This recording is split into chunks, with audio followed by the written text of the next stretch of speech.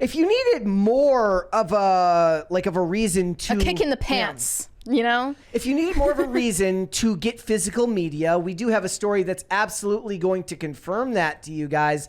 There was this article where they're basically talking about how if you're a PlayStation user, that they are going to be removing a bunch of the legally purchased content that you bought.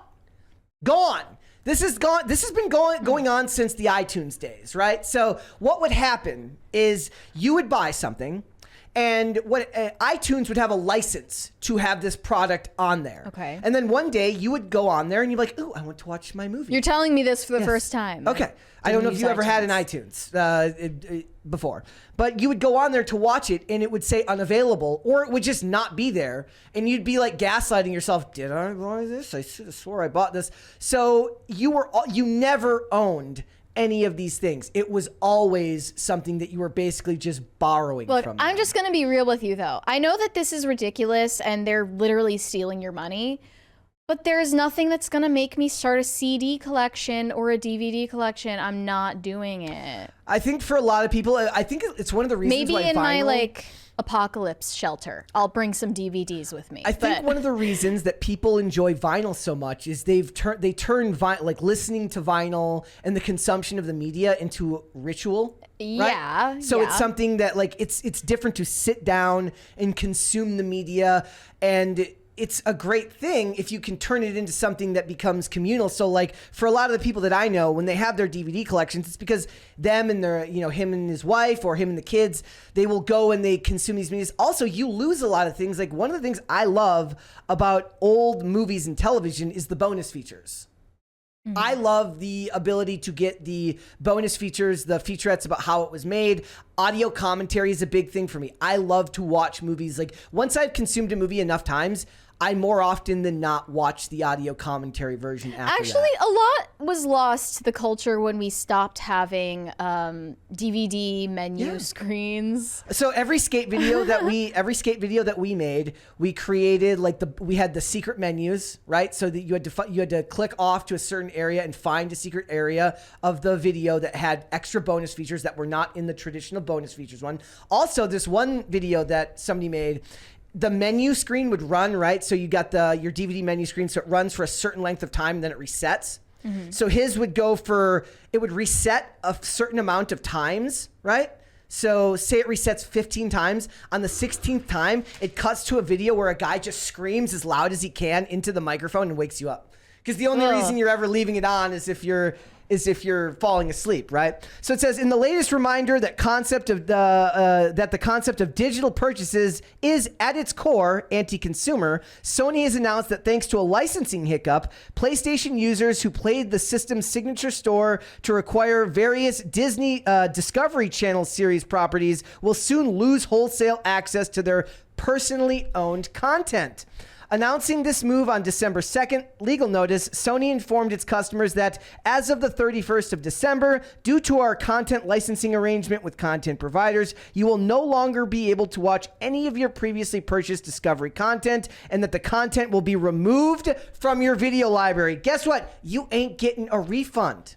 No. You ain't getting a refund for this. This is worse than when you have to pay the late fee when you won't understand what this means. But back in the day when you returned a video to Blockbuster after not returning it, I get the concept. Yes. You would get in trouble. Somebody also said to me recently that apparently they would charge you if you didn't rewind it. I don't think that ever happened to me. It says, per a list by Sony, over 1,000 titles will be affected as part of this change, including such series as American Chopper, Mythbusters, My Strange Addiction, and Through the Wormhole with Morgan Freeman. I know, right? As of this writing, neither Sony nor Discovery have offered any public clarification as to which exact aspect of their content licensing agreement resulted in this development. My guess would be that, look, they're going to want, now that these streaming services all have their own, like Warner has their own services, Discovery has its own streaming service, they want to push you to theirs and not having you watching it through these other services. So if one day I woke up and I was watching, I like Diners, Drive-Ins, and Dives.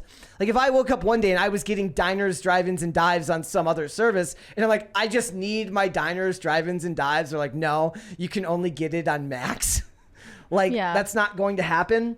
It says, further, it notably appears Sony will not be offering any refunds for any content affected by this change. That was never going to happen. I saw a comment yesterday that said, Mary promoting piracy, bold move. Do you consider that a bold move?